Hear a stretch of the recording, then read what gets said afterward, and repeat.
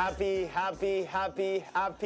Eid-Al Fitr to all our Muslim brothers and sisters across the world. Yes, of course, it's the 31st of March 2025. It's a beautiful holiday and good morning. It's Monday, the 31st of March, once again, 2025. You're welcome to the biggest morning show. This is the AM Club. My name is Kojo Dasebre, or you can call me Alaji. Alaji Dasebre this morning, for that matter. Coming to you live from the MX24 studios at Oleander Street, East Legon, Accra. A very big shouts going to Bushai Weave for this wonderful outfit, man. I'm feeling... oh my goodness, maybe I would just, start dancing to some Muslim music right now. But anyways, our mission is quite simple. We're here to amplify, inform, and inspire you with that fun, fearless, and fact-driven on-air experience, as we usually do. We kick off with some inspiration. The hashtag is My Daily Dose of Vim, giving you an inspiring way to start your morning right. Then after that, getting straight into Coffee Daily, we're recapping everything that has been trending for the past 24 hours. We are also having the big conversation. We're celebrating Eid-Al Fitr with our Muslim brothers and sisters. So stick and stay. Well, Eid-Al Fitr is the first of the two official, the other being Eid-Al Fitr is celebrated by worldwide because it marks the end of the month-long dawn to dusk fasting of Eid-Al Fitr falls on the first day of also it does not always fall on the same calendar as the start of any Una Hijara month. Varies based on when the new moon is sighted by the local religious authorities. The holiday is known under various other names in different languages in countries around the world. And on the plug, we're hosting fast-rising artist Skyranking for a live performance. You might as well just stick and stay because it's the holiday edition. Call it the Eid-Al Fitr edition right here on the AM Club. Remember, you are part of this show, so please kindly join us online. The hashtag is hashtag the AM Club. Our handles are at MX24GH on every single platform. Please don't forget to subscribe to our YouTube channel, which is MX24GH. Follow MX24 on Ayoba. Join the MX24 channel for updates or send us your messages via our Ayoba number. That's 05922292746. Kindly visit the MX24 app to catch up on all the fun, the excitement of the AM Club shows featuring engaging conversations, thrilling live segments, and exclusive content you cannot afford to miss, all right? You can also reach us via our WhatsApp number, that's 0550331511. Send in your comments and your reactions to everything that we cover right here on the show. My Daily Dose of Vim is up next.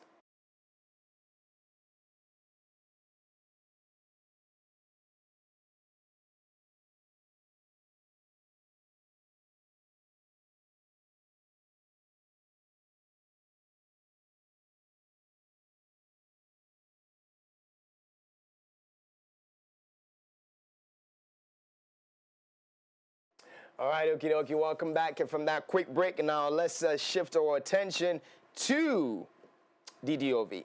As you do know, most definitely. And of course, we're still in the month of March, but today is last day. And since we're also celebrating Eid-Al Fitr, it's just right for us to get into this one. Usmanu Nuhu Sharubutu, who was born on the 23rd of April 1919. He is a Ghanaian Islamic cleric who currently serves as the chief imam of Ghana as well as a member of the National Peace Council. He was first appointed as a deputy regional chief imam in 1974 after lengthy discussions among tribal chiefs, academics, Islamic scholars, and religious personalities. During this period, he deputized his cousin Imam Muhammad Mukhtar Abbas, who succeeded his father. He is also the founder of the Dr. Sheikh Usmanu Nuhu Sharabutu Education Trust Fund, that's the Sunset Fund, and the Islamic Peace and Security Council of Ghana, IPASEC. In November 2020, an ultra-modern sports complex that was built in his community, New Fadama, was named after him. Former President Kufuor claimed Usman deserved a Nobel Peace Prize for his contribution to the development of Ghana. In December, he presented an award for being the best Zongo minister and Muslim politician for the year 2019-2020 to Mustafa Hamid, who was the Minister for Inner Cities and Zongo Development. Since 2015, a football tournament for Zongo communities named the Ramadan Cup, also the Sheikh Sharubutu Ramadan Cup, is organized in his honor. It serves as a way of promoting peace and unity within the Zongo Muslim communities in Ghana, as its tagline reads, bringing the Zongo community together. Ladies and gentlemen, the Chief Imam has something to say. Tuna da wannan neman da Allah ya mana, mu gode masa, kar mu bata shi da fitina. Allah ya ga ma Qurayshawa kabila Annabi Muhammad sallallahu alaihi wasallam. Ni Allah ya ce musu, Allah ya ce na muku ni'ima. Kuna tafiya, kuna ciruwa daga ƙasanku, kuna zuwa ƙasan Yaman, fatauci, kuna zuwa ƙasan Sham, fatauci.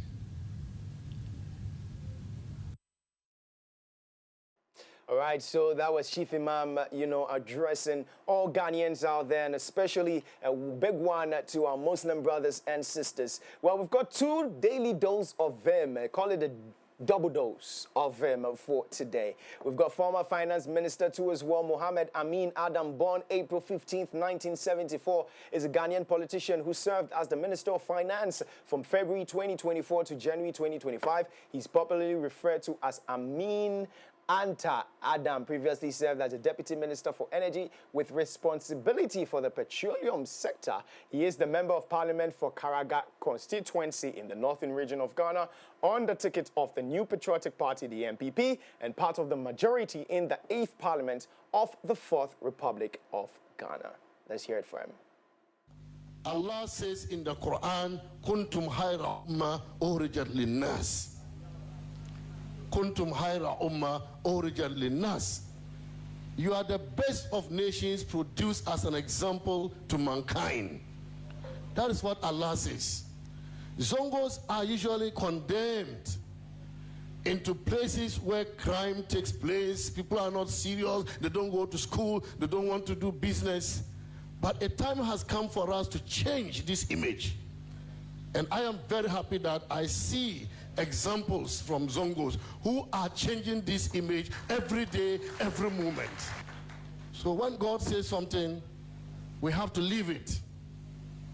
God is not going to come down and change our circumstances. We have to live it. We have to change our own circumstances. Inna Allah la yugayyiru ma bi qaumin hatta yugayyiru ma bi anfusihim. That is what Allah says. Allah says that Allah will not change the circumstances of a people until they change themselves. We have to change our own circumstances. And therefore, let me encourage you to do the best that you can and acquire the skills and be serious about it so that you can help change your own circumstances. All right, so that was our former finance minister, Mohammed Amin Adam, right there. Well, it's a jam-packed show. Of course, it's the holiday edition, the Eid-Al Fitr edition right here on the AM Club. Now, it's time for us to get into what we have for you and what we do best. All right, so welcome back from that break. This is still the AM Club. We're coming to you live from MX24 Studios, Orlando Street, East Legon, Accra. It's now time for us to get into Coffee Daily. It's brought to you kind courtesy Carbell Coffee. Now, before we get into anything, well, hey guys, let's talk about something we all want: success. Everybody wants it. Everybody dreams of it. We all aspire to succeed and make a mark in life. We push ourselves to excel, enduring challenges along the way just to be successful. Charlie, when work gets tough, and I bet you it will, you need that extra boost to keep pushing forward. And on those days where you need someone to be there for you, Carbell Coffee will be by your side. It's a rich, creamy 3-in-1 blend with a great taste and aroma that will help kickstart your day. So whether you're working or just creating memories with friends and loved ones, Carbell Coffee will be there with you every moment. So no matter where you are, as you chase after those goals, keep Carbell Coffee close to stay motivated and going. Remember, Carbell Coffee is with you every moment. Now, Augustine Baba Toussaint. Today, I may not be answering to that name today because there's nothing that reflects on you, that you see that maybe to end the month of March on a corporate note. On a corporate note. Corporate, but casual note. So yeah. That is why you lost. That is We why. did not lose That this is week. why you No. lost. No, we did not lose. Pam. We didn't not lose. We did not lose. We thought. No. What's the list to do? Progress. What? So politically speaking, we did not lose. We have a chance to come back in 2028. Given the odds, it is a clear chance. Why? Because the Ghanaian people are going to taste what this government they voted for, will give them. But if they should have given PVP the chance, Charlie, they would have seen that Ghana would have transformed the minute we're declared winners. But unfortunately, no. So we are coming. We are preparing for a bigger comeback. PVP is preparing for a bigger comeback. In the Unimac political system. So people should watch out for us. Oh boy! We did not lose. I'm sorry. We thought that maybe you people were going to, because the whole thing. I mean, looking at what happened, last week at Unimac with regards to political communication, the course, it was. This is the first time that Polcom has ever been, this interesting. Why? Because of the kind of personalities involved and the amount of energy and effort we have put inside. Yeah. Even our lecturers have attested to the fact that this year's Polcom was different from the 6, previous episodes organized. So I mean, to all of us, we are winners. Unfortunately, my party, couldn't grab onto the first, which we're hoping to get. But aside it all, the fun, the excitement, and the learning experience, Charlie, nothing could beat that. Anyways, happy holiday. Unfortunately, we had work. Yeah, I'll be down there. He did part of them. Yeah, he did part of them. But to all the, do you have some Muslim brothers and sisters? Do you have some people in? Yeah, I think I have Muslim friends. Then we finish out. Then we give them shout outs. We shout outs. We are going to take the meat from them. I say shout out. For me, my own, they already know. I told them on Friday that that by Sunday it should be ready. Now Monday, they're knock on them. It's a knock on the door. I'm not taking anything after 8 p.m. Well, it's needed. Yes, it's needed. And strangely, they are my neighbors. Oh, they are neighbors. Yeah, just across my street. Oh, fantastic. Yeah. That would be easy for you. Very easy. The more reason why I told them on Friday, like, Charlie, this time there, no delay. Say rice, say a number. Sharp. I know that their rice and stew has a different taste. That's the thing. Chinkafa is rice, right? Do I even know? Yeah, Chinkafa is rice. Like, it's different. Taste. The stew is different. Unlike Amelia's regular watches stew. It's different. The stew is different. Anyways, what do we have inside the stories? So, today we would be doing a breakdown of Edu Boahen. Okay. This, I choose to call it the gospel according to Edu Boahen. Why? Because we get to understand why the tension between himself and the Attorney General, why he's been arrested, and why the Attorney General is tending to prosecute him. We'll do a breakdown of that so that we clearly understand it. Also, we'll talk about the Chief Justice. Why? Because a petition, as at Friday, an individual, another citizen has also filed a petition for her removal. So making it 4. Yes. So we won't be talking about that. Is she not saying that she wants to also have a petition? So she also wrote to the president on Thursday that, you know what, President, in as much as these petitions have been submitted to you, she also wants a copy of it as well. And we know that Evans Eko Asafwa, Member of Parliament for Otafo constituency, has taken it to court for an injunction to be served on the president from removing the Chief Justice. Why? Because he says that there are certain procedural lapses that have been, taking on the side of the president. Now, we know that the Supreme Court has also set April 2nd to hear the trial case. That's this week. So this week we would hear what the court has to say with regards to that as well. So, yeah. All right. Very well said. Let's get into it. Let's get into our stories. But first of all, do some education. Well, as part of boosting students' career potential with French, Alliance Française Accra organized the French Professional Day which featured a panel discussion, career workshops, and interviews with HR managers. Now, organized under the theme Exploring the Art of Career Advancement through French Culture and Language. This brought together students and French advocates as they explored the possibilities of career advancement in French. Speaking to MX24 News, Francis Appelite, the policy coordinator for the Francophonie Mobility Program highlighted the significance of the program and how the Office of the President is working to promote French language in Ghana. We introduced it because the president, Ghana actually journeyed from 2006 up to 2024 to become a full member. So the president appointed a focal person to transition Ghana into full membership, which we assisted and we made it happen. In the course of that, we have to work with other institutions, Alliance Française, and other government institutions, foreign affairs and the others. So it is within the course of transitioning Ghana to full membership that we came into contact with this particular event also. French Up Your Career, this is the second edition actually. For instance, we have a Secretariat of La Francophonie at the Office of the President, and we coordinate affairs of the ministry. The Ministry of Education, we had a mobility program which brought about foreign Francophone students, professionals who came to assist. And the Office of the President actually coordinated that project. And so as the Office of the President, again, to let people know that Office of the President is really serious about this whole thing, we have our signages actually changed into French and English. So you come to Office of the President, you see French or writings over there. And the presidency is a diplomatic also center. So language shouldn't be a barrier over there. So we have a lot of, if I won't say a lot of, but we have some officials who are dedicated to this particular cause, the French language and the Francophonie. Now, for many young learners, studying French is one of the most difficult things to do, given the foreignty of the language. However, the regional correspondent of La Francophonie, Chichi Ayiga, has announced that new learning methods will be employed when teaching young learners by teachers. Take a listen.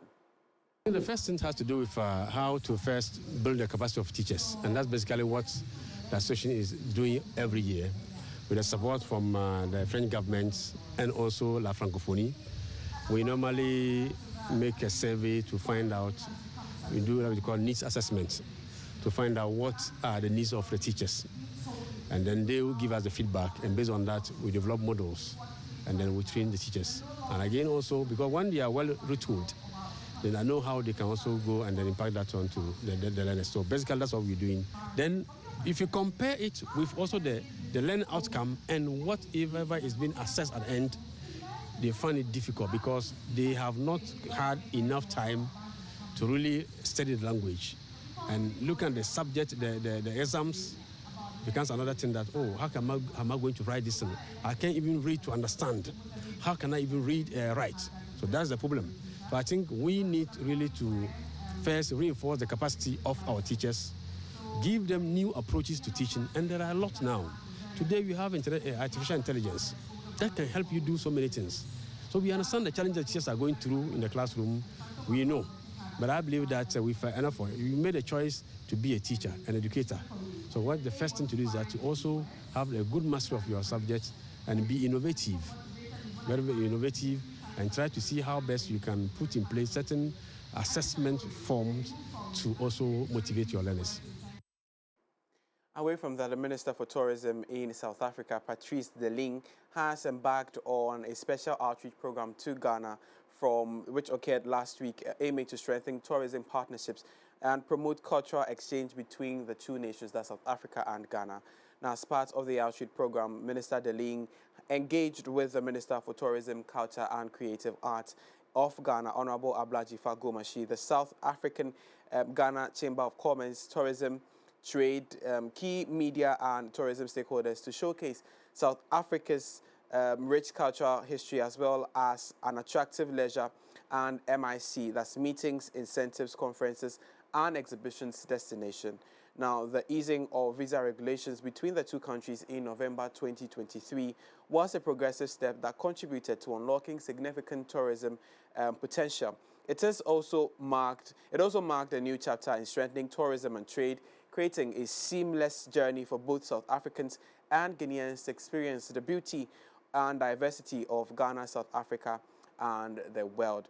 She also noted that this development has opened doors for increased businesses, leisure, and cultural exchanges. Now let's take a listen to the Minister of Tourism in South Africa, and these are highlights from her engagement. Just last year, we welcomed over 8.92 million visitors to our country, of which at least 76.7 million came from the continent. So the majority of our visitors to South Africa comes from the continent. Through this growth, we've been able to at least create 1.68 million direct and indirect jobs from tourism. And today, we are here to unlock any further travel barriers that will impact on the travel between Ghana and South Africa. Ghana and South Africa share a historical relationship dating back to the days of colonialism and the anti-apartheid struggle. If it was not for the help of our brothers and sisters from the continent and housing us, people in exile, we must always never cease to say thank you to the continent for supporting us during those difficult days. Without you, our freedom was not going to be possible. So thank you very much. So we do have a joint bilateral commission between South Africa and Ghana. We do have an MOU signed in 2011 regarding tourism. But you know, all of these agreements that we sign, they have no use if you go and file them somewhere. We need to ensure that we commit to those agreements and that we actively implement them. And that was the Minister for Tourism of South Africa, Patrice de Lien, as she came to Ghana over the weekend to engage with the tourism sector here in Ghana, particularly the Minister for Tourism, Culture and Creative Arts, Honorable Abdulaziz Yahuza Hussaini, where she hopes to unlock the barriers that bridge the travel between Ghana and South Africa and vice versa, as Ghana in 2023 had a visa-free policy with South Africa. Now, she says that according to statistics, well, a lot of Ghanaians have trooped into South Africa for tourism and destination. Unfortunately, it's not being the same, and she hopes that these meetings with the tourism sector here in Ghana, as well as other stakeholders, would increase the participation of South Africans in tourism activities here in Ghana. Now, for the full details of or updates from this particular engagement that happened over the weekend, we'll visit our social media pages, MX24GH, where uploads of the conversation that happened between the South African Minister for Tourism and that of the Ghanaian stakeholders has been uploaded on the website as well as our social media pages. So do join us for the updates or other stories with regards to this particular one. But away from that, the Supreme Court has set April 2nd, 2025 to hear an injunction application filed by the new patriotic Member of Parliament for Old Tafo, Vincent Asafua, against the procedure being used by the President to potentially remove the Chief Justice from office following the receipt of 3 petitions. Now, the plaintiff, who is being represented by Godfred Dami, the former Attorney General, a Chief Justice ought to be alerted of the petitions to give a response before the President can consult the Council of State on the petitions. According to legal experts, the President's failure to obtain the Chief Justice's comment before triggering the removal process violates the right to a fair hearing and rendering consultation process null and void. Now, let's put this into full perspective and understand the basis of this particular conversation. We know that last week, President John Dramani Mahama received 3 petitions against the Chief Justice, Gertrude Tokonu, with regards to removing her from office. Now, in line with the Constitution, the President referred these 3 petitions to the Council of State for consultation. Now, what the Council of State is going to do is to review the petition as against the work of the Chief Justice, get to see if there are any breaches, if there are any violations in terms of her duties and procedurals, and then make recommendations to the president on the next line of action. Now, what we know is that the NPP Member of Parliament for Old Tafo, Vincent Asafwa, went to court to secure an injunction to prevent the president from, fulfilling the rights in the Constitution. That's consulting with the Council of State before going ahead to take a decision as to whether or not to remove the Chief Justice from office. Now, what we know is that the Chief Justice, as of last week, had requested from the president in a letter on Thursday asking for the petition submitted to him so that she also has a copy of it. Obviously, she wants to review them and also prepare herself for any other, for lack of a better expression, legal battles, should there arise.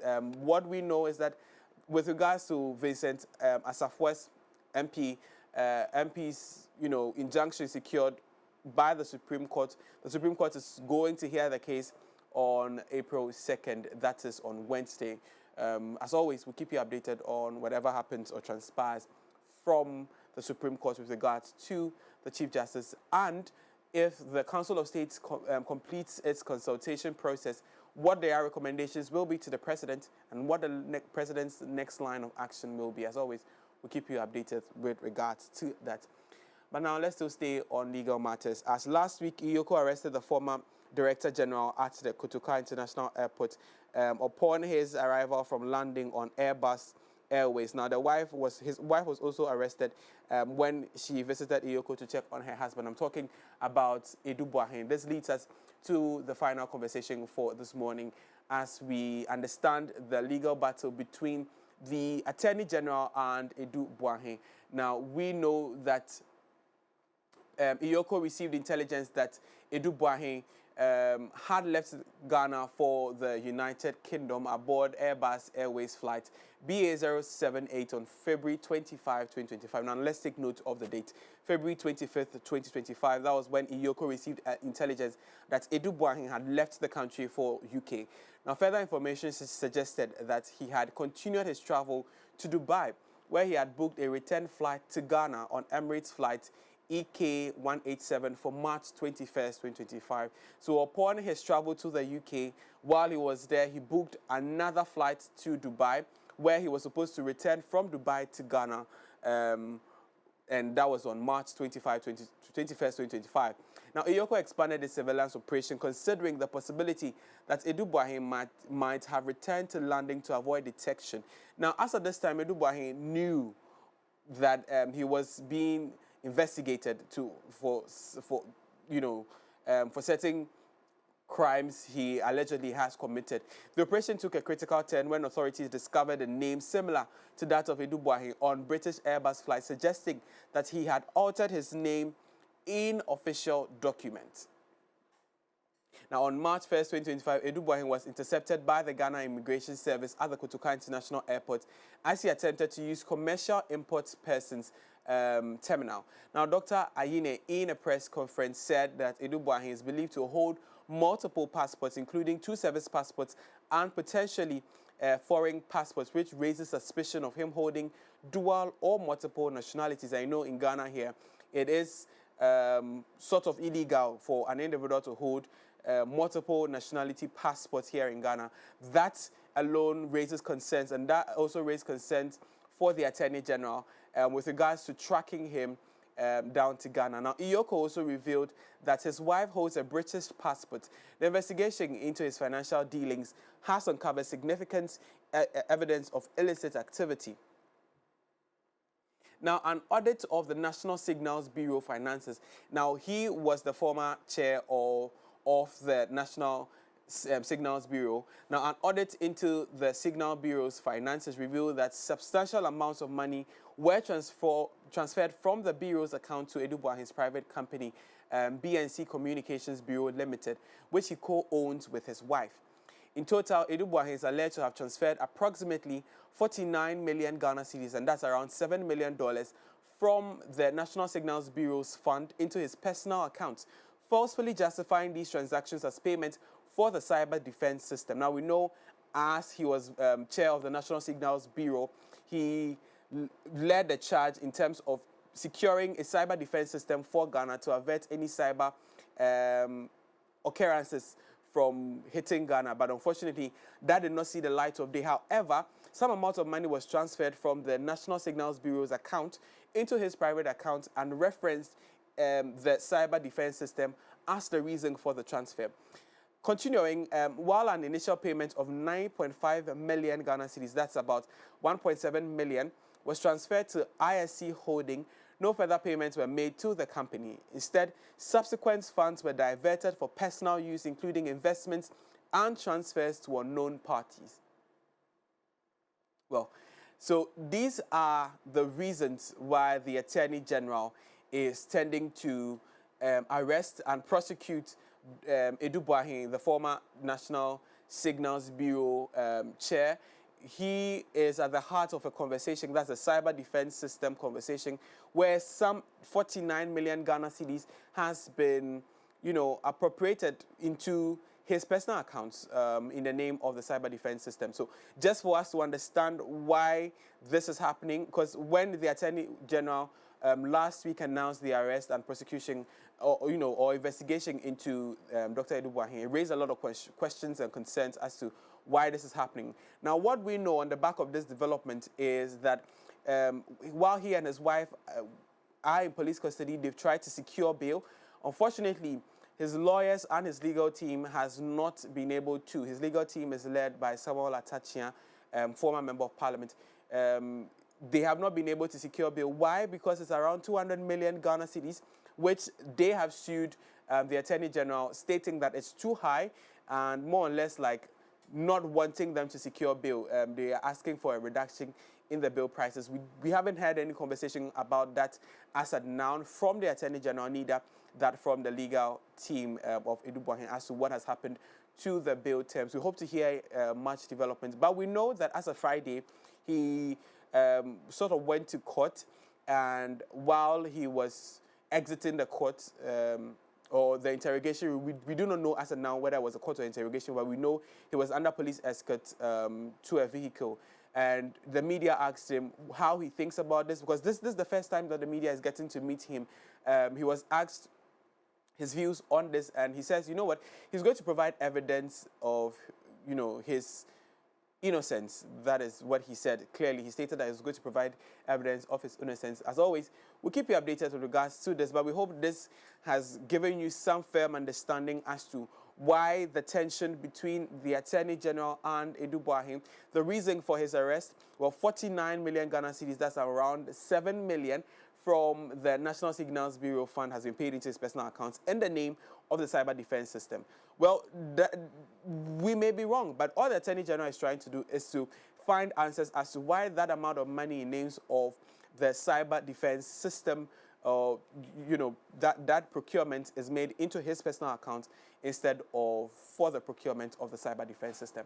Well, guys, we hope that this has brought you some perspective, some clearance to the gospel according to Edu Boahen. As always, we'll keep you updated. But remember that the case against the president filed by filed by the Member of Parliament for Otafua, beg your pardon, Vincent Asafwa, will be heard on Wednesday, the 2nd of April 2025. As always, we'll keep you updated, but we want to know your thoughts with regards to the whole process of removing the Chief Justice. In your opinion, the question we're asking you this morning is, do you think that the president should remove the Chief Justice from office, given the record, given the work she has done? Well, in as much as there have been allegations leveled against her, what do you think? Should the president go ahead and remove her from office, dependent on the results of the consultation between the Council of State? Well, guys, that's all for the morning news. As always, you can get more news when you visit mx24online.com or join us on social media pages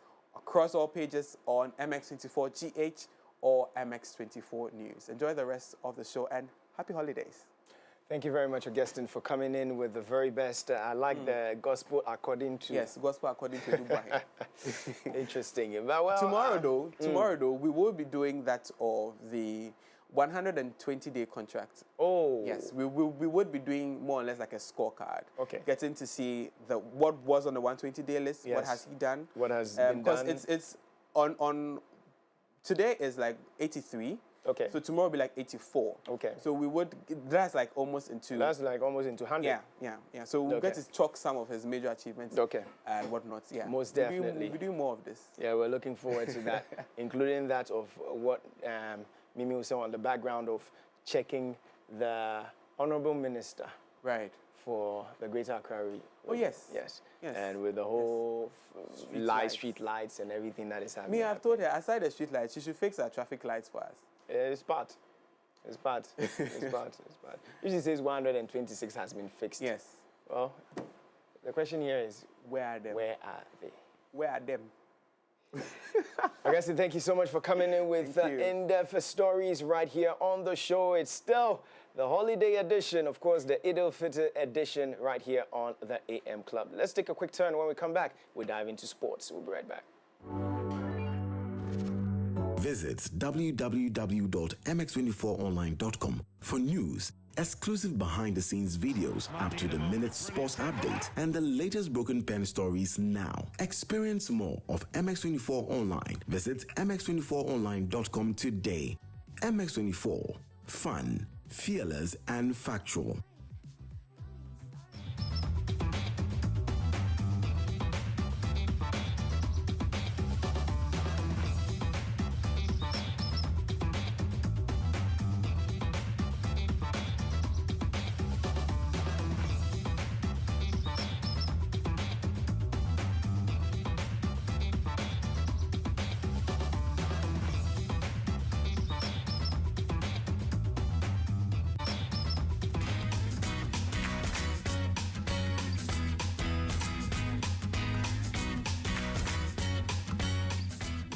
Good morning and welcome to Monday Morning on Sports right here on the AM Club. Yes, my name is Sedina Medman, and as always, we're bringing you the very latest, but this time spiced with a lot of juice. Can add some salt. Yeah, because today it's all merry and it's all going round. A lot of guys have cashed out over the weekend thanks to Betway. Oh yeah, guys like Isaac, they were cashing out because they were using BetSaver. Guys like Momsen, he was jubilating because he used the early cash out feature. Which feature did you use? Well, you can also log on to www.betway.com.gh, and I can see Kojo. Kojo, you have your phone here? Alaji said no. How are you doing? Lafia. Anyways, it's a holiday. But you have to log on. Betway.com.gh. Yo. See? Yo. Well, it's regulated by the Gaming Commission. Piao. Yeah. Nana Wakasa. Yeah. See, from tomorrow all the way into Thursday, EPL. It's back to back. Back to back. So tomorrow, Tuesday, EPL is starting. Yeah, wow, we are back. Fantastic. Okay. We are back. So Tuesday there's a game. Wednesday there's a game. There are games on Tuesday. Yeah. There are games on Wednesday. Yeah. There are games on There's Thursday. one game on Thursday. It's Tottenham, Chelsea on Thursday. Oh, okay. Yeah, and then we're back to the weekend. So Friday we take a break and then back to the weekend again. Beautiful. Anyways, Charlie, what do you have for us? Charlie, a lot happened over the weekend. Went swimming. Hey. You know. Yeah. Oh, Charlie. Wow. But you. Oh, wait. Hold on. Let me let out one. What secret. is hold on? No, let me let out one secret. You remember this show? Wow. Oh, there is a wow factor in a wow show. Oh yeah. Ken's Kid. Wow. Yeah. So you know, Rowena is a coach when it comes to swimming. Yes. Yeah, her team was over the weekend. You know, they were in blistering form together with other teams. Okay. Her lats. She swims like a fish, huh? Yeah, she used to be a pro swimmer before she decided to tone it down. Yeah, and become a coach. Okay. Went swimming, but before I went swimming, I went to do aerobics. You know, you need to burn the calories. You know, went to do some junction. Went to do some abaja. Yeah. Okay.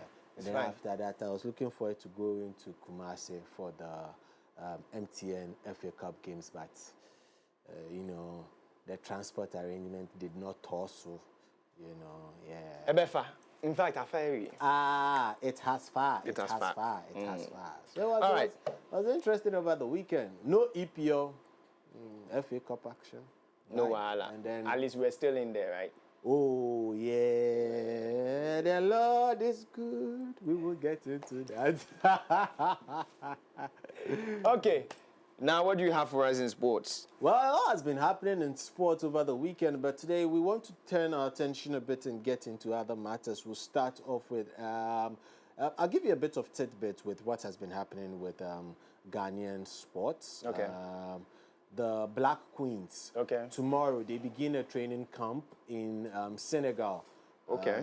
And the Queens are gathered together. They're making their way to Senegal as we speak, going to get preparations underway to try and make some impressions in the WAFCON, which will be happening mid-year in Morocco. That's one thing that happened. And also, we want to throw some more light on the GPL since it decided to take a backbench this weekend. We want to throw some more light on it, and then we look at especially the table, because the top of the table is looking fantastic. Some of the teams in the GPO were engaged in the FA Cup. Teams like Karela, Bichim, Brekum, Chelsea, and Kotoko. However, when you look at the table, it's getting really interesting. Jay, look at the top of the table. Kotoko is at the top? Yeah, 42 points, but they can end up not winning the league. Because? 41 BBNE Gold Stars. Heart of Lions, 40. Heart of Folk, 37. And look at the number of teams that have got 36 points. Nations FC, Bichem United, Mediama, who have a new coach and have been in some fine form at home. All these teams up there, there's one thing that they have in common. Their home form has been really, really, really good. Heart of Lions have been really fearful inside Pando. Nations FC, you hardly see a team go to Abrankese to beat Nations FC. You see teams go to Kumasi and the best they come out with is a draw. It's really, really interesting to see how it would eventually end up. But the goal difference is also telling. It's really, really telling. The top scorer in the league should by now be having at least maybe, after 23 games, should have 15 goals. Not bad. But we'll take the 10 like that. We'll take the 10 like that. All right. You look down there and there's something interesting happening. In Swatreman, Light Bottom, they have been blacked out because they said Kekereke and Bobium. Yeah, won't play again. So they are out of the league. And from that line there, it means that two other teams would join them to go down the table. Accra Lions not sitting pretty, but still, you look down there and a lot of things can happen in the league still.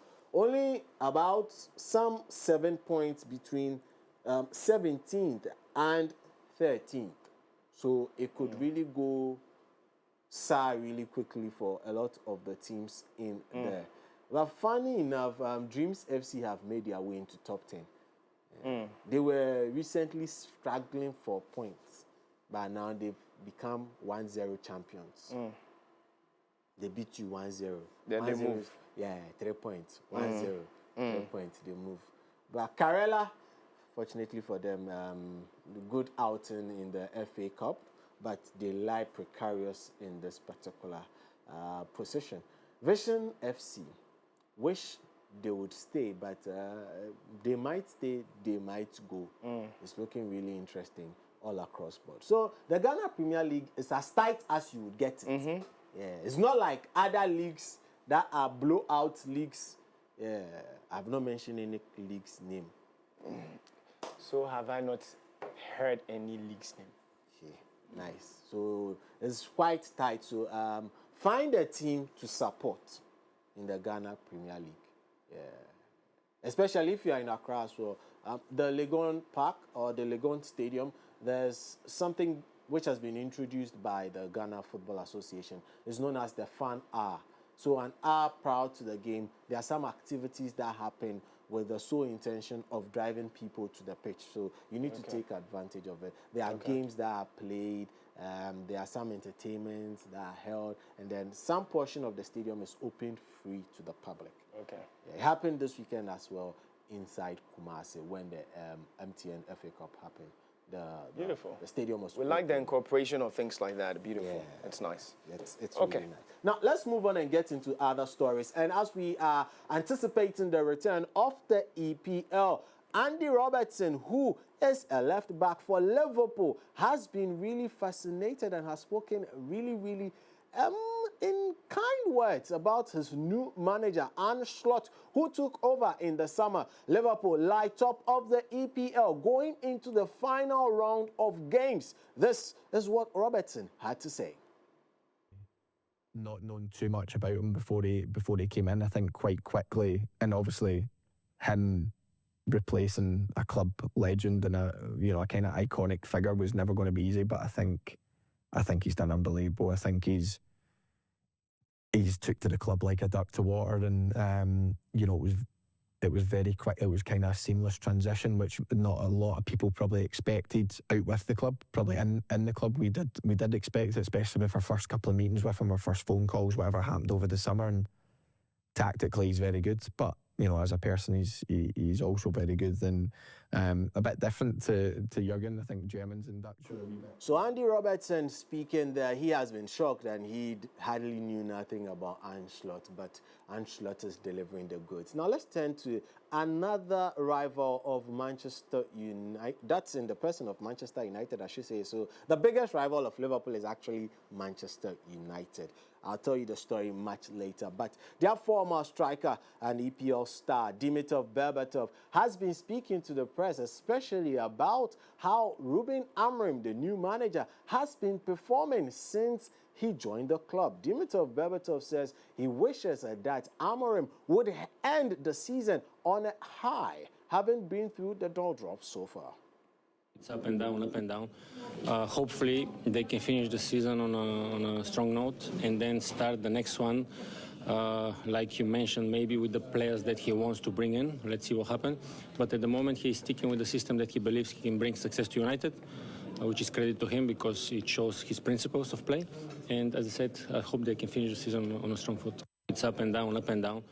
Hopefully. So Dimitar Berbatov, they're having some interesting words for the man Ruben Amorim, saying it's been up and down, undulating like rivers flow through mountains and valleys. That has been the story of Manchester United. Now let us remind you, yes, this is just a little collage of some exciting goals that have been scored so far in the EPL. Oh la la, what some goals have we seen this season? Wondering what I'm talking about? To a lot of fantastic goals.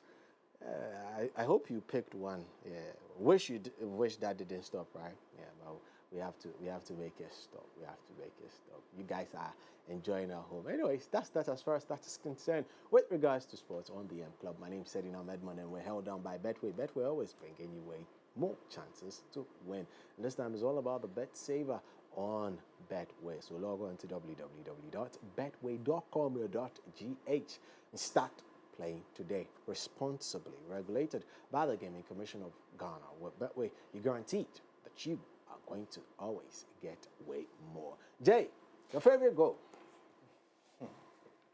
Was there Man City goal in there?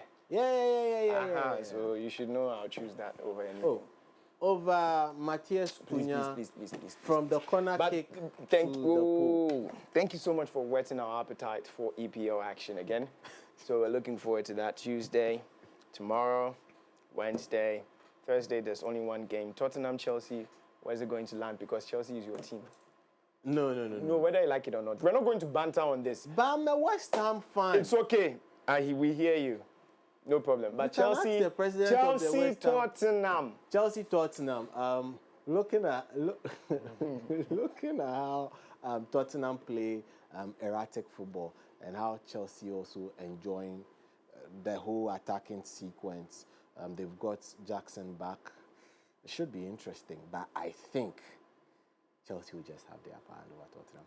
No bias at all. Just on the face of it, Tottenham only attack. Tottenham do not have a midfield. Chelsea have arguably one of the strongest pairs of defensive midfielders in the league. So I think that would be where the game would be won. Moise Caicedo can just stream and go across. But Tottenham there. Their midfield is Kwabo. Yeah, anyways, so yes, Seti, thank you so much for coming in with the very best of sports. That should just let you know that brace yourself because, you know, tomorrow and the rest of the days are going to be looking very, very, very, very tight and nice when it comes to football action, all right? Most definitely. Yes, are we having off the cuff? Don't worry, we have something special for you. I like that. Special for you. I like that. Yeah, today I am Alaji. That's right. Well, catch up with all the fun, the breaking news, stories, sports, and business insights on mx24online.com. Now, let's shift our attention to some entertainment and showbiz right after this. Yes, this is the last time I'll be calling her Ajwa from Poma. She's up next. Visit www.mx24online.com for news, exclusive behind-the-scenes videos, up-to-the-minute sports updates, and the latest broken pen stories now. Experience more of MX24 Online. Visit mx24online.com today. MX24. Fun, fearless, and factual.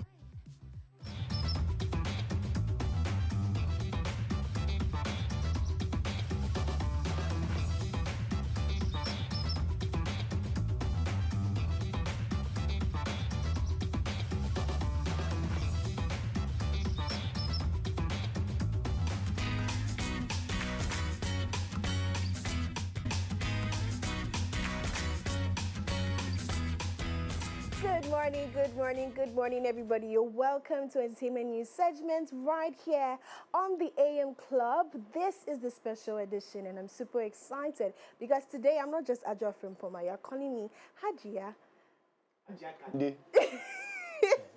Hajia Kande Ajwa. But did I do it well? Did I rock it? Oh yeah. I rock it. Ufia okwen.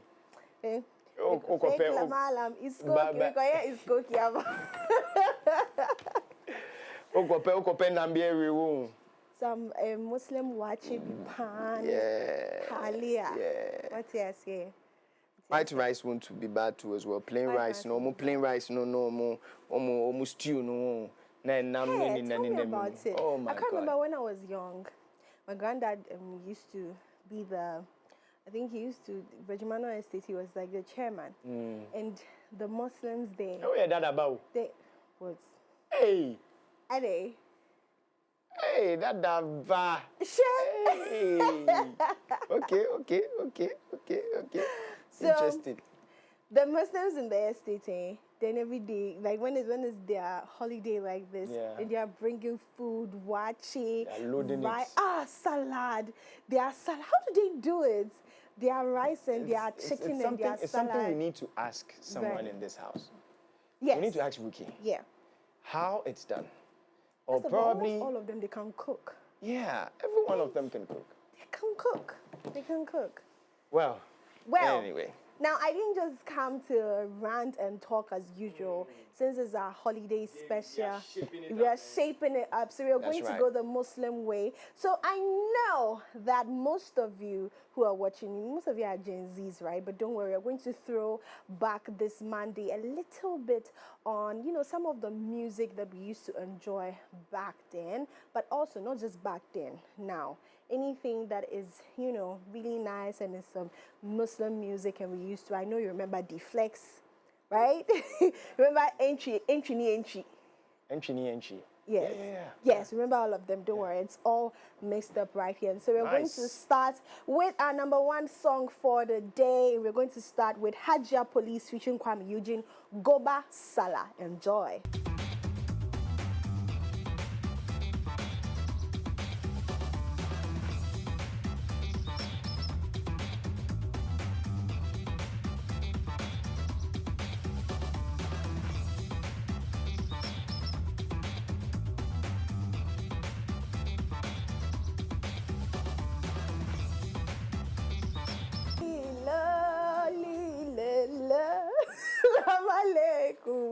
Alekubala. La li la salam alaikum alekubala. Give me a round of Clap for yourself. You've done well. I've done well. Today we'll call you Sekina. Sekina. Yeah. I earned it. Yeah. I earned it. Did they ever win a VGME? No, but you're about to say Grammy. Grammy. I can't make a Grammy. Say the Grammy in VGME. They say no. They never won a VGME. Oh, if you give them lifetime song. See, and yesterday I was watching a video, and I realized that You May Kiss Your Bride, oh, Kiss Your Bride. That song actually was like making waves in Africa because it was posted. Hey, now I know if that one, if that one was making waves, you can VIP. That Charlie Bessing. And then I'll be 16 years. Charlie, let's not even start. Let's not even start. But yeah, well, ladies and gentlemen at home, I hope I've made your holiday an amazing one. I'll come your way same time tomorrow, Tuesday, to give you information and everything that will be happening in the world of entertainment in Ghana and beyond. My name is Hamdiya Yakubu Bintu. Irabna Bintu. You've even forgotten that. But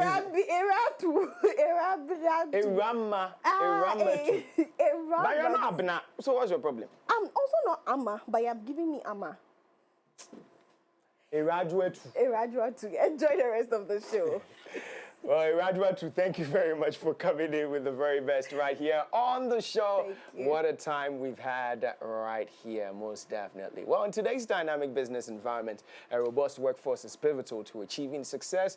This is why we have thoughtfully designed our corporate health insurance plans to empower your employees and bolster your organization's performance. With Equity Health Insurance, your investment transcends ordinary insurance. It represents a commitment to the future of your company. Our health plans are individually tailored to accommodate the unique needs of your employees, offering comprehensive coverage and exceptional benefits. Our support goes beyond administrative tasks and premiums. At Equity Health Insurance, we are dedicated to standing by your side throughout the entire journey. So please feel free to reach us on 0501-515-124, 0539-135073 so that we can further enhance the level of service we provide to you. Always #here for you.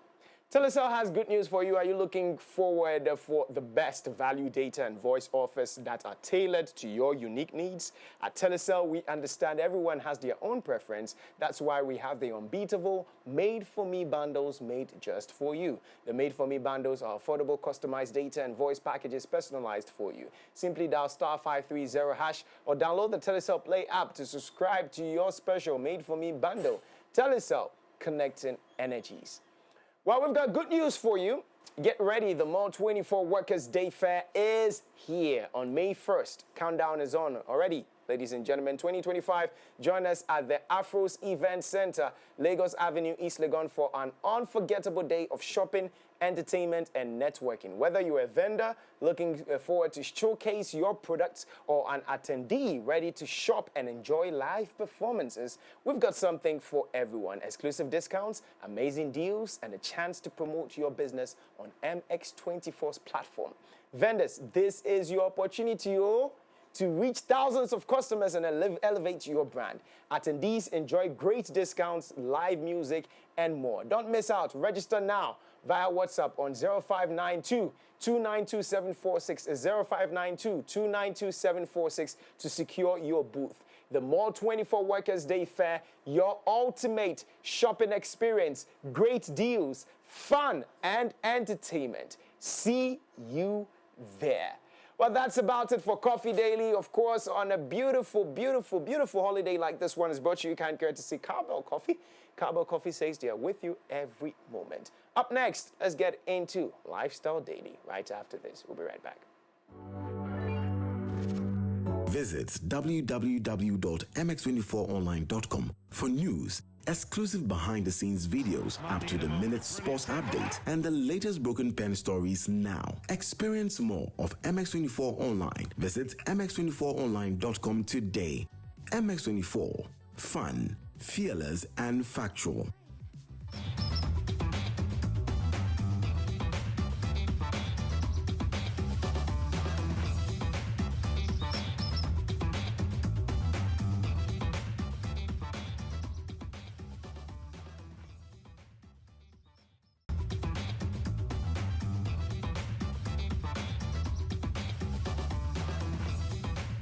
All right, so we're still celebrating the Eid, ladies and gentlemen, and of course, this is MX24. This is the AM Club, and it's a beautiful, beautiful, beautiful, beautiful morning. How are you celebrating the holiday? You might as well just let us know right here on the show and our social media platforms so we can get acquainted with you as well. So yes, our big conversation, we're celebrating Eid. I'd like to keep it short just keep it short as Eid. My guest inside the studios would tell me which type of Eid is it. You get it, because sometimes we get confused a little bit, but hey, we'll get into that. Yes, with our Muslim brothers and sisters, and of course, this Eid is the first of the two official festivals in Islam. So it's celebrated by Muslims worldwide because it marks the end of the month-long dawn to dusk fasting of Ramadan. Falls on the first day of Shawwal in the Islamic calendar. This does not always fall on the same Gregorian calendar date as the start of any lunar Hijra month varies based on when the new moon is sighted by local religious authorities. The holiday is known under various other names in different languages and countries around the world. So I've got two gentlemen and one lady to have the discussion right here on the show. Good morning. Good to have all of you. And what do I get to say? Is it salam alaikum? What do I get to say? What do I get? Salam alaikum. Salam alaikum. And Salamun alaikum or okay. assalamu alaikum. Okay, and what's the reply? Alaikum assalam. Oh, okay, all right. You can beautiful. say it in English, peace be upon you. Peace be upon you. Yes. And then the reply is? Peace be upon you. You too. Yes. Beautiful. Good. Let me just allow you to introduce yourself, and then we get into the conversation. So I'll start with you, sir. I am Abdulaziz Yahuza Hussaini. Abdulaziz Yahuza Hussaini. Hussaini. Yes. Okay. So can I keep it as Abdul? Yes, you can. Okay. And I'm Hamdiya Yakubu. Hamdiya Yakubu. Hamdiya Yakubu. Yeah. Okay. I'll say Hamdiya Abdul, and then I'm Ibrahim Gomna. Ibrahim. Yes. Okay. So Abdul, Hamdiya, and Ibrahim. Yes. Beautiful. Keep it as simple as that, you know. Great. So this Eid is Eid-Al Fitr. Did I get it right? Yes. Eid-Al Fitr. And we'd have Eid-Al Adha. Yes. Okay. So Abdul, run us through the significance of Eid-Al Fitr. I mean, why are we celebrating this? And because we have two, sometimes people get confused. They're asking, is this the one that we kill the big meats? People are asking, you know, people are all about the food and all that. Or this is the small one and Eid al-Adha is the big one. What's the significance of Eid al-Fitr? Okay, one of the most significance of Eid al-Fitr is that Eid al-Fitr is as gift of Allah Tabaraka wa Ta'ala to his servant after the month of worship, which is month of Ramadan. In hadith, the Prophet sallallahu alaihi wasallam says, the fasting person has two joys. Okay. One is when he breaks his fast. Okay. And the other one is when he meets his Lord. Okay. So Ibn Rajab, when explaining this hadith, he said this joy is not merely the joy of eating or drinking, but rather the joy of obedience. Okay.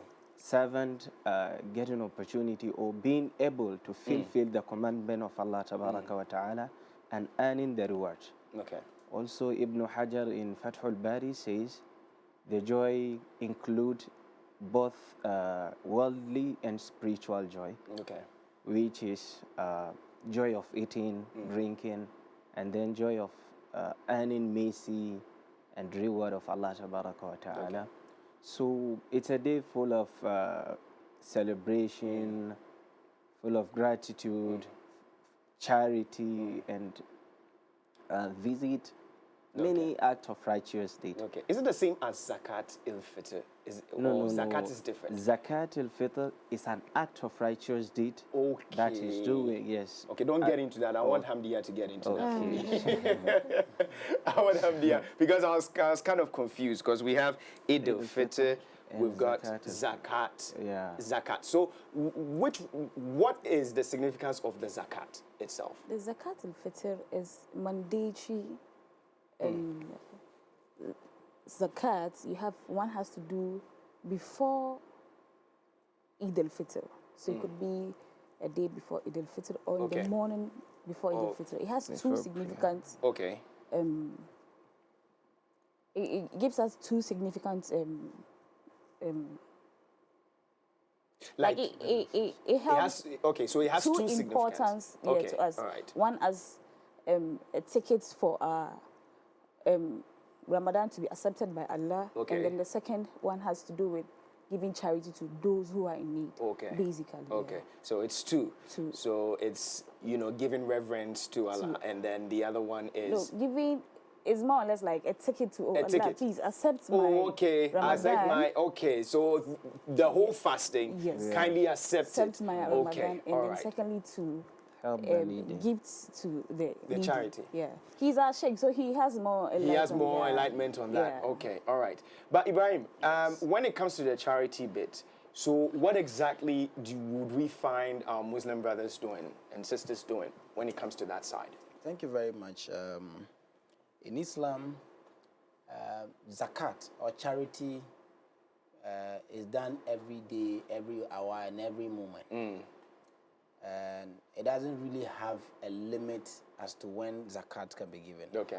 But in essence, or regarding the importance of Eid al Fitr, zakat is made mandatory, as he indicated, that in the celebration of Eid al Fitr, there's a spiritual benefits and physical benefits in that.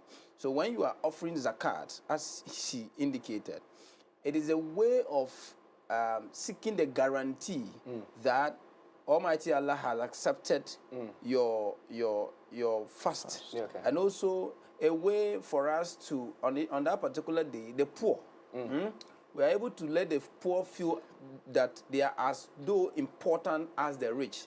Because that is the day everybody eats and everybody enjoys and everybody smiles.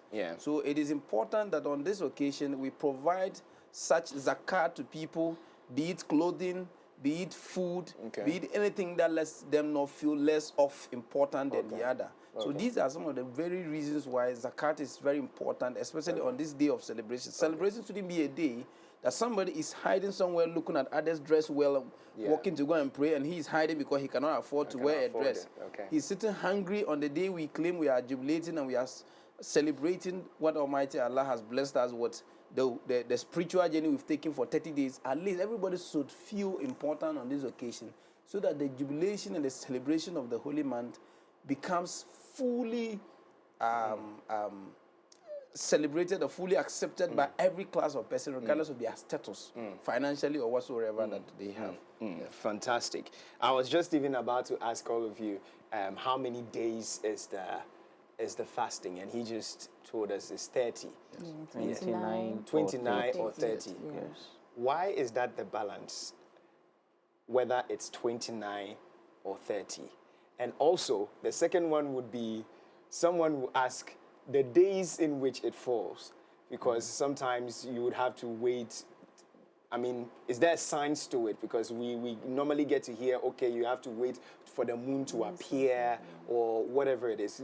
Just elaborate more on that for us. So basically, Ramadan is a month, the 9th month according to the Islamic calendar. So Allah Tabaraka wa Ta'ala says, when you witness the moon, when you witness it, you fast. Okay. So in the hadith of Prophet Muhammad sallallahu alaihi wasallam, he says, month is 29 days. Okay. But if it happens you didn't sight the moon, then you make it 30. Oh, okay. So if we don't get to see the moon, then we make it 30. Yes. Okay.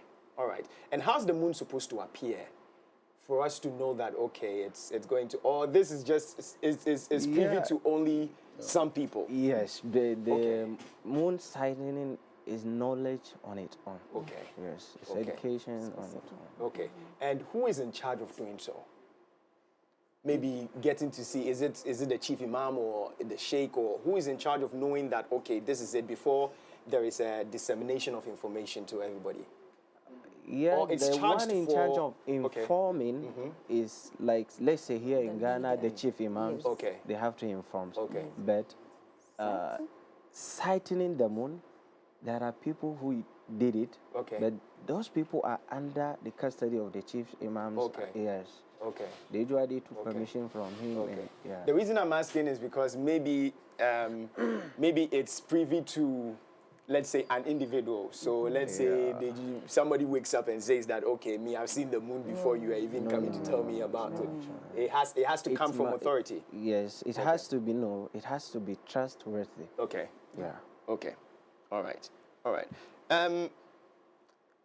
Hamdiya, everybody has passed through the fasting period already, as we speak. So my question would be, how does it contribute to one's personal growth? You know, in relation to Allah too as well. How does this contribute to that? It has a whole lot of contribution to our personal growth. Abstaining from food and drinks, being mindful of what you think, what you see, how you act. Has a whole lot of, like, it makes us disciplined one way or the other. Okay. So, in as much as you are fasting, you are praying to God to forgive you and then all that, you have the physical side that helps you to be disciplined, like, be mindful and in all round. Like, you grow, you know, you can't just say you just fast and then drink water without being mindful of what, even before you fast, you have to think, like, you have to go through all the process of, hey, I'm doing this for God. Yeah. Okay, what did God say I should do? Okay, Allah says I should do this and that. So you just be mindful of each and everything you do. Yeah. And one way or the other, it keeps you on your toes. Yes. Like, it corrects you. It corrects you one way or the other. Disciplined. Disciplined, yeah. Like, if I may help her, even when Allah says you should fast, the main goal of fasting is for you to fear Allah and for the Ramadan to bring you back to obedience of Allah. That's why he said, كُتِبَ عَلَيْكُمُ الصِّيَامُ كَمَا كُتِبَ عَلَى الَّذِينَ مِنْ قَبْلِكُمْ لَعَلَّكُمْ تَتَّقُونَ. Or you may fear. And the fear is fear of Allah wa ta'ala. So the Ramadan contribute in bringing believers back to the obedience of Allah wa ta'ala. Okay. All right. Ibrahim, what are some of the common mistakes that people may make during the Ramadan, and how can they avoid them as possible? Any common ones that, because what I do know, I stand to be corrected. I mean, we're all learning that. I'm hearing that if maybe you miss one day, you would have to make sure you put it in, make sure you make for it. And is that the case? Do people get to miss the fasting periods and then they have to extend their fasting days? How does it work? Okay, thank you. I think we are fortunate to have a sheikh here with us, and issues of detail like this would be best handled by him. Okay. And, all right, then Abdul, please carry on for us. Okay. As for like skipping a day, that one, there are conditions that will allow you to skip a day. Okay, like? If you are sick. Okay. Or if you are traveling. Okay. In that case, you can skip a day, that very day that you are sick or you are traveling, you can skip it and you pay it back after Ramadan. Okay. But when you intentionally skip it, then it's an issue. Okay. Because if you intentionally skip one, then after Ramadan, or you intentionally break it, after Ramadan, you are to pay it back with 2 months. So wow, yes. A day is equal to 2 months. Yes. Woo! That's that means serious. if you skip 2 days, then you are paying intentionally. Yes. Then you are paying 4 months. But someone would also be like, okay, if this is even happening in the first place, I might not. Okay, with reverence to Allah, okay, maybe I would be disciplined enough to do so.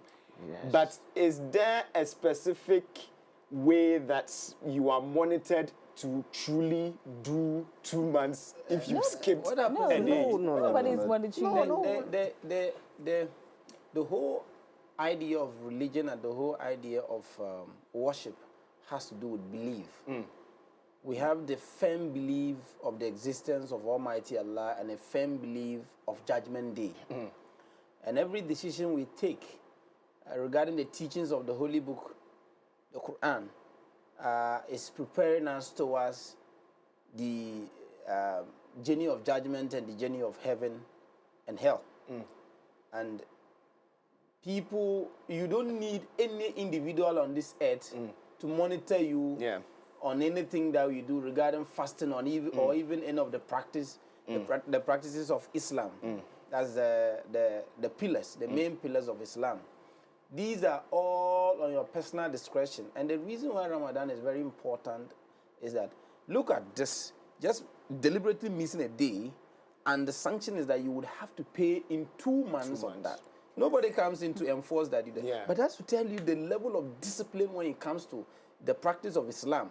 And I tell you that when it's in the month of Ramadan, and some of the things we do, most of our Christian brothers and sisters get inspired, and some of them do convert by virtue of the level of discipline, our choice of words, what do we do within the month of Ramadan, and all of these things. It attracts people to feel like, oh, that this is the area where you will really see the true religion in people strictly abiding by the teachings of the book, and which is relatable to every individual, whether you are a traditionalist or a Christian. You get to know that being disciplined, transcends beyond even religion. And that is why we think that, or we believe that Islam is a very disciplined area, and when you find yourself within it, you are just fortunate. Yes. Interesting. So with that being said, now let's get into what the day is going to look like. What kind of prayers are we going to offer? Are there specific prayers towards the celebration of Eid-Al Fitr? Okay, immediately when the moon is sighted, so the Eid night, that is immediately after Maghrib, first thing is the takbirat. Allahu Akbar, Allahu Akbar, Allah is great, Allah is great. La ilaha illallah, there is no deity except Allah tabaraka wa ta'ala, He alone. Allahu Akbar, Allah is great. Walillahi alhamd, and to Him all praises. So this one, you continually do it until the Eid day after the Eid prayer. So early in the morning, after the Zakat al-Fitr comes, 2 days before Eid, the best time to give the Zakat al-Fitr is the Eid day before going to the Eid prayer. So after giving the Zakat al-Fitr, you do the ghusl, which is spiritual purification. And every Muslim know what is the spiritual purification. So you wear the best of your cloth, not necessarily new, but it should be clean and you should be like modest. Okay. Yeah, so, and then you work on doing the takbir, Allahu Akbar, Allahu Akbar, as we said. And then you go for the prayer. So the prayer contains 2 rak'ah. Each rak'ah, first rak'ah that is unusual. Usually our prayers, when we do the takbiratul ihram, we directly recite Surah Al-Fatiha and any verse from any chapter or any verse from the Quran. But during the Eid, the first rak'ah, so the Takbiratul Ihram is 7. Allahu Akbar, Allahu Akbar, Allahu Akbar, 7 times before Fatiha and any surah. So the second rak'ah, we recited the Takbir 5 times, then Fatiha, then any surah, and ruku, sujood, then you finish your prayer. Then the sermon comes after the prayer by the imam. Okay. All right. So we've been able to know how it's going to run through for today. But Hamdiya, beyond the Eid-Al Fitr that we know that, okay, we are celebrating today, what are some of the things that you feel we could do to help maintain that spiritual benefit? Because someone will say, okay, we are done with this part. Aftermath, what goes on? How do I get to, keep it together till maybe, let's say, Eid-Al Adha also comes in? So the first after Ramadan is the Sittat Shawwal, the additional 6 Ramadan we do after 6 after the Ramadan. So it's just 6. So that serves as, that's what Allah says. It serves as, when you are done with that 6 fast during Shawwal, the next month, it serves as like you fasted for like a whole year. Okay. In as much as it's just a 6 day, but you did it in after the month of Ramadan, that's Shawwal. Yeah, so that covers for the whole year. Yeah, but during that too, you could be doing the normal Mondays and then Thursday fast, and then the white days fast. That's the 13th, 14th, and the 15th fast of the month in like the month in every month. The Arabic month, every month. Okay. 13, 14, 15 is part of it, and then Is it the specific days, like 13th? The 13th day, the 14th, and then the 15th of day every month. Yes, but it's not mandatory. Yeah. It's rather sunnah. It's Sunnah, yeah. So they are all part of the things you do that will make you strong in your iman. And then there's a tahajjud praying, like waking up at dawn, maybe 1, 2, 3 a.m. And then supplicating to Allah. There are a whole lot of things, doing more of the charity, talking Even nicely though to that's people why and some all of that, the scholars say, after Ramadan, one of the signs that people understand that they are able to achieve the goal of Ramadan, the fear of Allah subhanahu wa ta'ala, is usually during Ramadan our attitudes change. Because we develop many kinds of good and righteous deeds.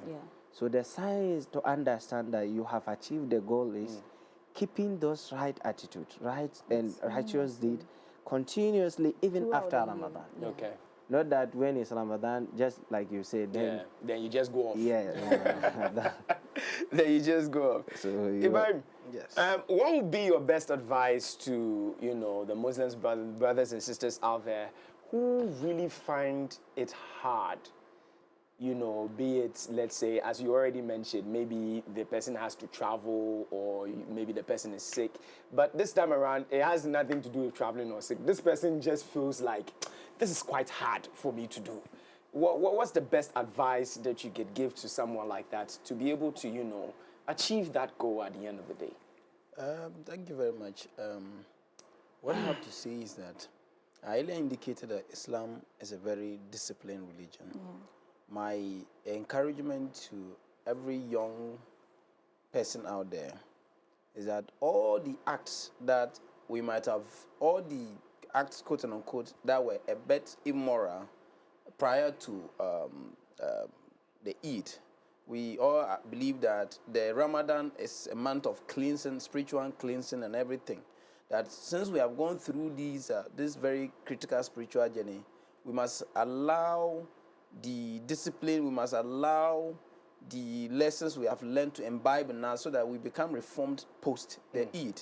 So that we don't return to some of the things that were not actually very good. And when we go about that, that makes us Muslims, that makes us believers, and that makes us believers of the Almighty Allah and the Prophet Muhammad sallallahu alaihi wasallam. So that's just my general advice. And with the issues about Ramadan, I just want to encourage that we should all continue to abide by it. And even beyond the Ramadan month, you can do fasting every Monday and every Thursday of the week, which is also a very good spiritual journey you can do every day, every week. You can do every Monday and Thursday. I stand to be corrected since Imam is here. And then he would hit hard on some of the other areas that... Abdul, please come in and give some advice out there to people who are also struggling and to, keep that discipline. Would I put it that way? Okay. First, regarding feeling difficulty, Allah Tabaraka wa Ta'ala says He doesn't account people upon what they can't do. So, and He knows you better than you know yourself. So that's why he said, if you are sick or if you are traveling, then it's taken off on you until a day that you are free or you are healthy. So I think it's very difficult to find even people saying it difficult to fast, unless though there are some certain people that usually said like they feel they reach to a stage where they don't need to fast and they still has to, which is very wrong. It's very, very wrong, because there is no stage person will reach which Prophet Muhammad sallallahu alaihi wasallam hasn't reached, because he is what? He's the Sayyid al-Mursaleen, he is the best of mankind in the earth. So if he is to fast, the best of mankind, the best, a person with the best attitude, if he is to fast, then why shouldn't you? How will you even feel like you reach to a stage that the fasting is off on you? So that's very wrong. The reality is we should try our best and follow the teaching and commandment of Allah Tabaraka wa Ta'ala, and if we do so, inshallah we will be able to achieve the goal, which is Jannah. And if by any case you have intentionally skipped it and many which you can't even recognize, then in this case you have to do tawbah. You have to ask for Allah Tabaraka wa Ta'ala to forgive you, and He is the forgiver. He said, Inna rahmatallahi wasi'ahu ghafur. Like his forgiveness is not even, you can't imagine it. So if you ask for forgiveness, indeed He will forgive you, but on 3 conditions. First, you have to make sure you have no intention of not repeating that mistake. Okay.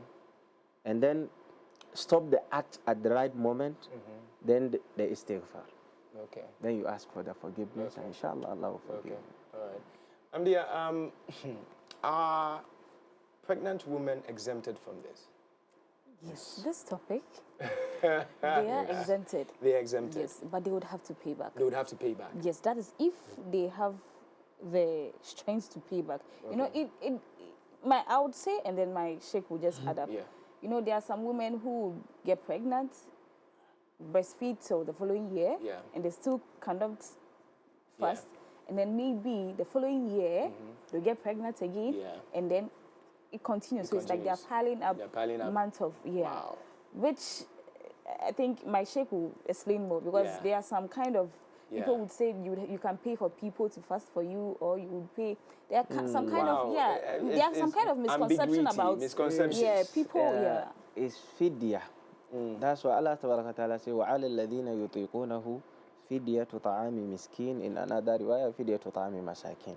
So in a case whereby a pregnant woman is not able to fast, and it will be very difficult for her to repay it back before next Ramadan, then each day of fast, when people are breaking, she'll feed someone.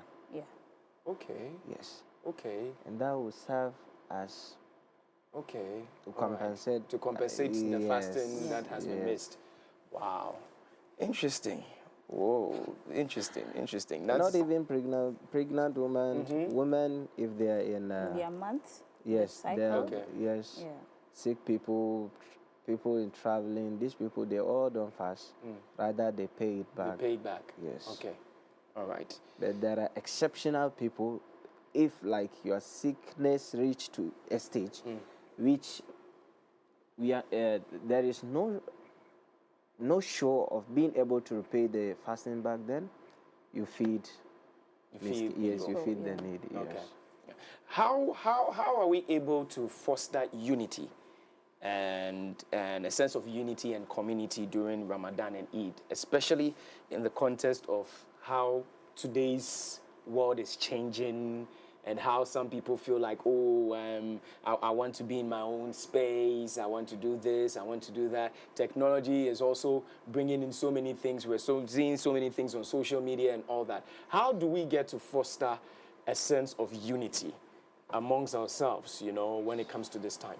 If you look at Islam, it's always build unity, peace, unity, togetherness, and these things.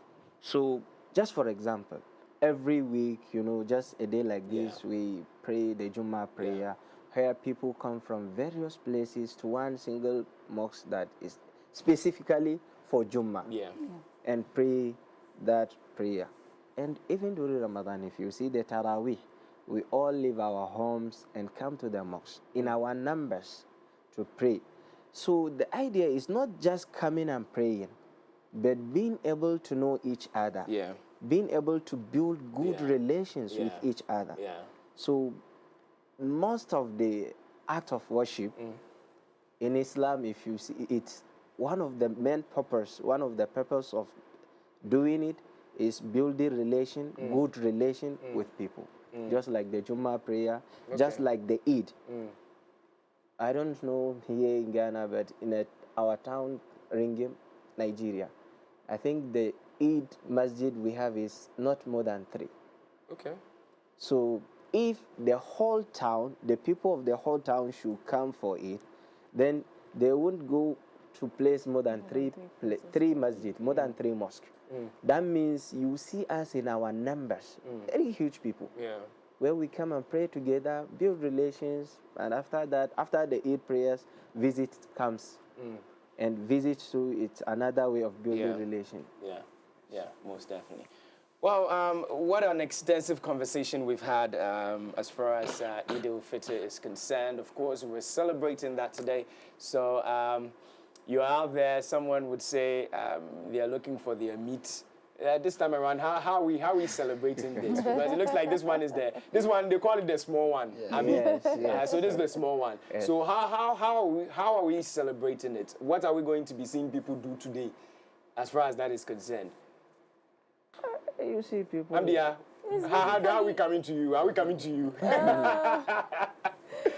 I think it's basically we going for the Eid prayer and then in the same, like as he said, we meet and then eat, finish, and then go and visit people we want to visit. Basically, that is how it is celebrated. This one. This one, we're not killing the goats. No, the bigger one, we just do that and then we share. So, but this one, what do we get to do? Something small, some chicken it here. Depends. It depends. It depends. For some chickens, some chicken some and snacks. Some rice All right. Okay. Fantastic. All right.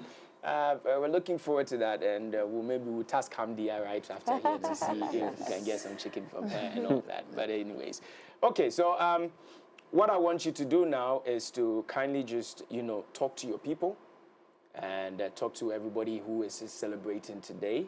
The Eid-Al Fitr. So we'll just pass it all around. Whatever you want to say. If you want to take it into Arabic, that's fine. I mean, or into whatever local dialect you find or you deem it fit to reach out to the people whilst we're celebrating Eid-Al Fitr. Please kindly do so. Ibrahim, I'll start with you. Yes. So that's your camera. That's your camera right there. So please feel free. Yes, I did intimate that it's a period of celebration. It's a period of reflection. It's a period of spiritual cleansing. And it's a period of accepting the deen even more.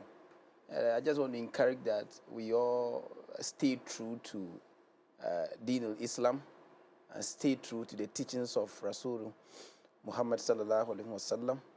And we should be able to still coexist and have the peace and harmony with the other people.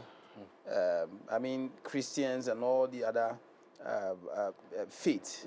And by so doing, we keep the Islam keeps growing in millions every year.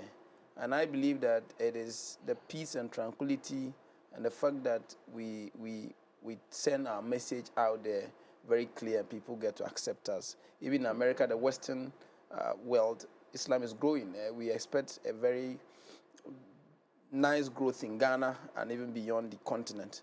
And I want to wish everybody Eid Mubarak, and let's have a very beautiful celebration. Most definitely. Hamdiya, please go ahead. Mine is very short. I pray Allah accepts our Ramadan. Our effort shouldn't go in vain. And then we should celebrate the Eid with joy and then happiness and then with the families around us Eid Mubarak to all of us. Thank you very much. Okay, thank you very much.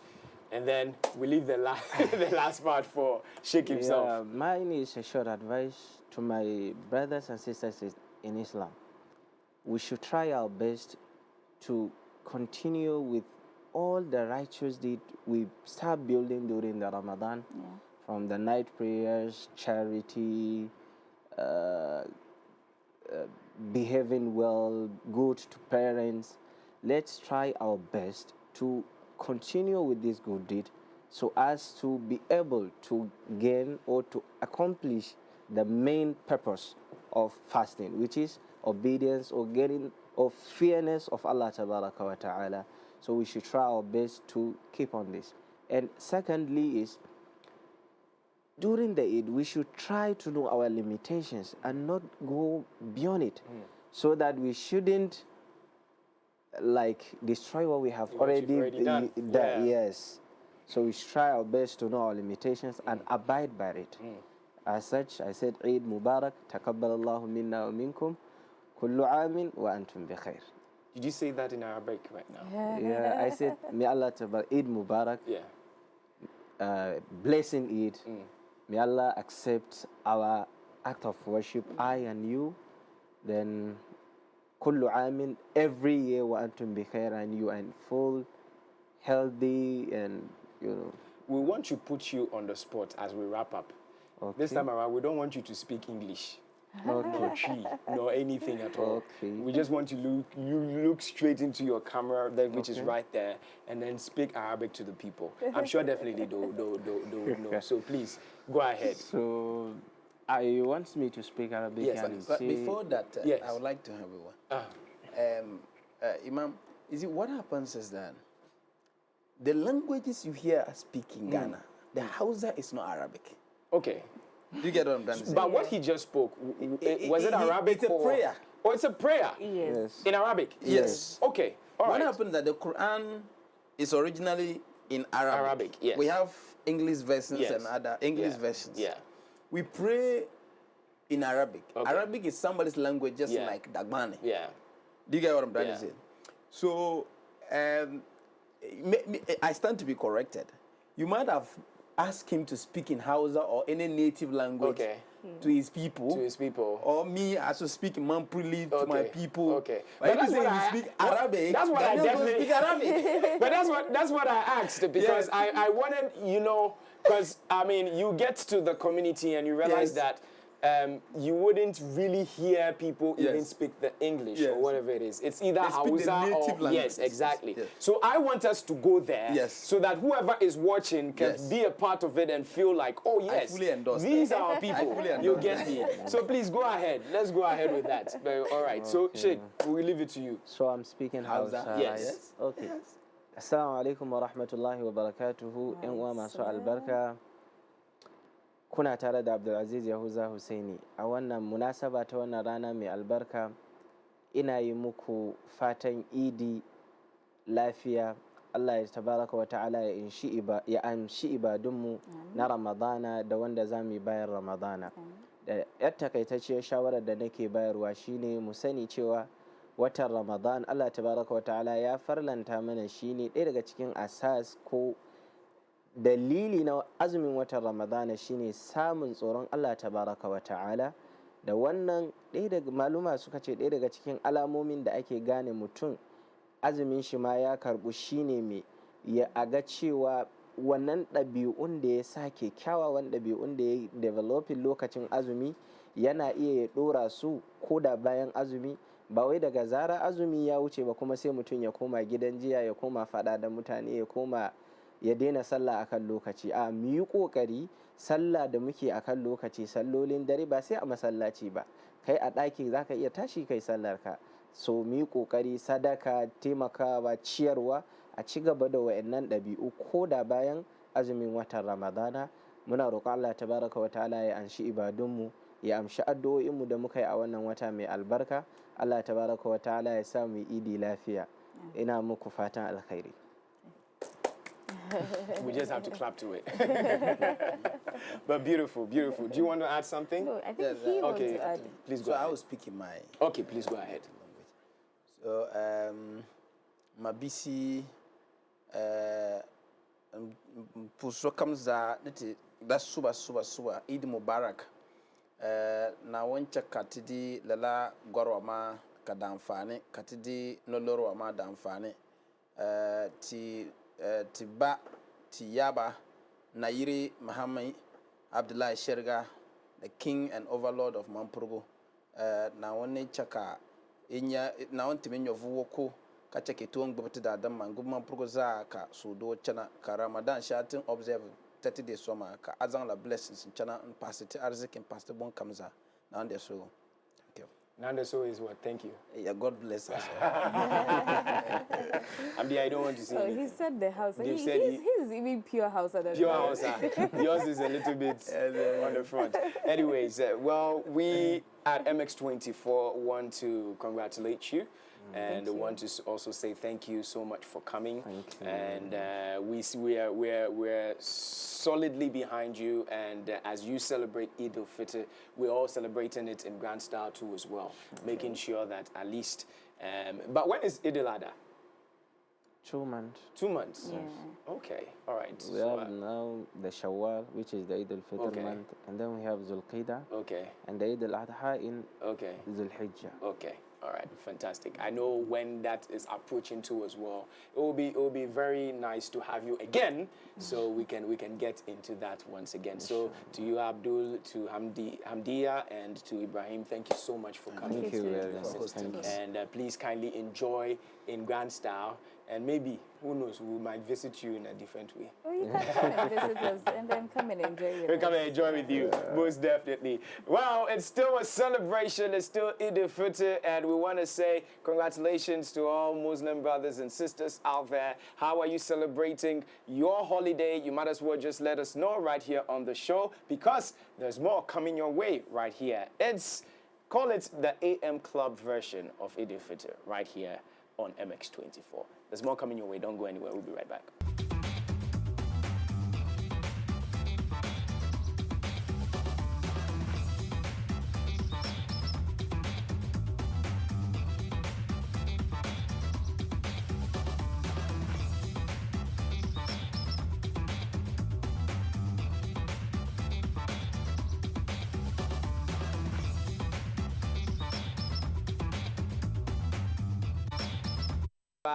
Was Skyranking.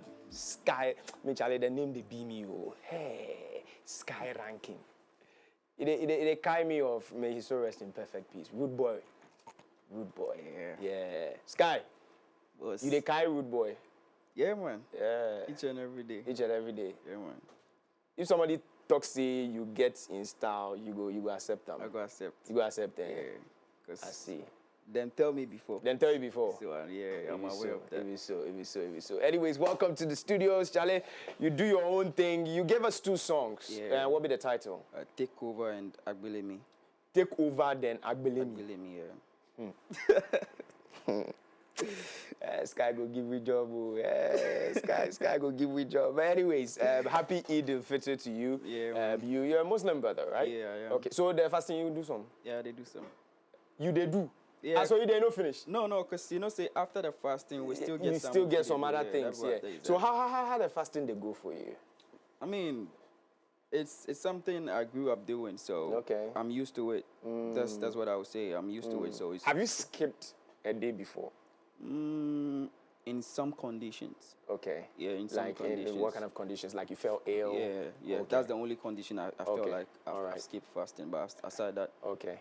And what did you do to mend it? I'm just putting practicals together because we just had an extensive conversation with, Abdul, Hamdiya, and Ibrahim towards that. So did you have to make for it? Yeah, I had to. That was after the whole thing is done. Okay. And then that's if you're capable of doing, if you're well enough. Yeah. So I just paid for it. All right. How did you find yourself in music? Okay, so see, this whole thing started way back. Don't tell me senior high school. See, senior, if I say senior high school, it's even closer. Like, yeah, I grew up seeing my mom and my dad listening to music. Okay. So I got the love for music since then. My dad is a lover of reggae, and my mom is a lover of this high life and all of that. So I grew up, my dad, especially my dad, every morning he'd be reggae. So I grew up with listening to music at home, and then I just developed the love for music. So at some point in time, my mom even wanted to send me to the talented kids. Okay. But then it couldn't happen for some reasons, you know. Okay. Yeah. So I had a love for music since I was born. Okay. Yeah. Okay. But since you couldn't get into the talented kids, there are other reality shows which are for, you know, I don't want to mention, you had Hitmaker, we had Icons and all these things. Why didn't you decide to enter into any of them? Okay, I once decided to go for Hitmaker, but later I backed off because I wanted to do it with my own people, you know, understand? I wanted to create something in my community. I didn't want it to be a reality show. I wanted to be able to create something out of my own community. And the reason my mom wanted to take me to the Talented Kids was because at that time I was very young, you know, and that was, the Talented Kids was some kind of TV show that was entertaining people at home, especially kids who love. Yeah, so that was the reason I think she said she would send me there, but for some reasons it couldn't happen. And then I just continued my own thing with my own people, starting way back from Nima and all of that. So I just wanted to be able to create something from my hood, become what I wanted to be. You understand? That's why I decided to back off from the MTN Hitmaker. But I once participated in it. Okay.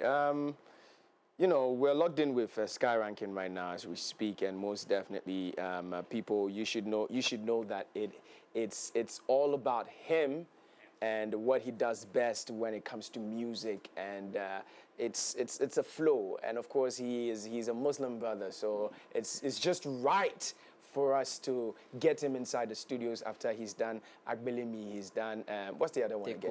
Take Over. Are these the only 2 songs which are out from No, I have various songs. I mean, I have varieties of songs, but I just decided to perform these 2. These 2? Yeah. Okay, so do you have an album or something? Not or an album. It's now that it's been cooked? Yeah, not an album, but the songs that I've dropped already could have been an album. Wow. Yeah, so that's what I would say. And there are many unreleased in pipeline as well. So, when an artist comes through and you are having an interview with the artist, some people get up and they say, "Oh, me, I be hip hop artist. Me, I be Afro beats. Me, there, I be gospel artist. Me, I be this, I be that." Where would you put yourself? So I would say, first of all, I think I am versatile. Yeah, but then you don't want to put yourself in a box. Okay, I would put myself in the box because there's this genre of music that made me develop the love I have for music, which is dancehall. Okay. But you know, in our country here, we are not Jamaicans, so we can't just do only the dancehall. So mine is a combination of the Afrobeat and the dancehall, which is simply Afro dancehall. Okay. I'll put it that way. Okay. Yeah, so it's like a combination altogether. Okay. Yeah, I could do other genres, but any genre I do, I just make sure I spit the dancehall in it because it is what I started with. Okay. So it has to be in every genre that I choose to do. Okay. All right. Cool. And you see, we used to see a crop of people who were, you know, Muslims who actually you could pinpoint them coming out. You get it. And then all of a sudden, we're not hearing from them anymore.